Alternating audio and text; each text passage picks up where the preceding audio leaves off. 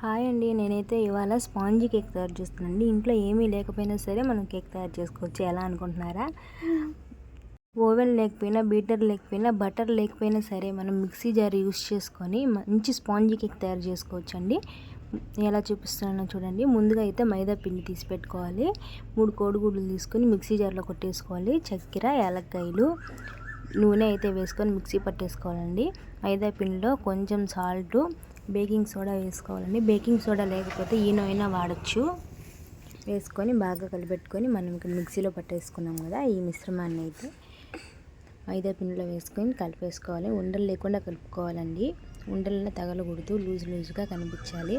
నేను చూపిస్తున్నాను కదా, ఈ విధంగా అయితే లూజ్గా ఉండాలండి. ఇలా ఉంటేనే బాగుంటుంది. చూపించాను కదా.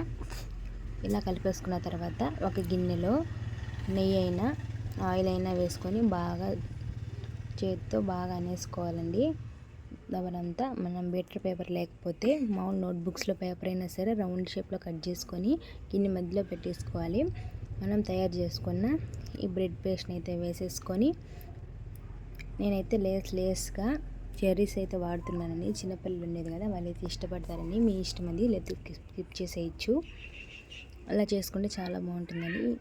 మనం ఈ ప్రాసెస్ అంతా చేసే ఉంది గ్యాస్ కింద దబ్బర పెట్టుకొని హీట్ చేసుకోవాలి లో ఫ్లేమ్లో.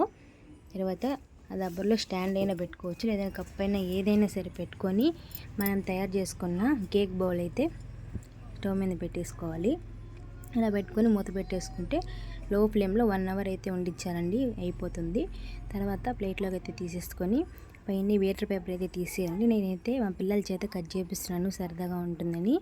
ఇలా చేస్తే సూపర్గా ఉంటుందండి. ఈ వీడియో మీకు నచ్చితే లైక్ చేసి సబ్స్క్రైబ్ చేసుకోండి.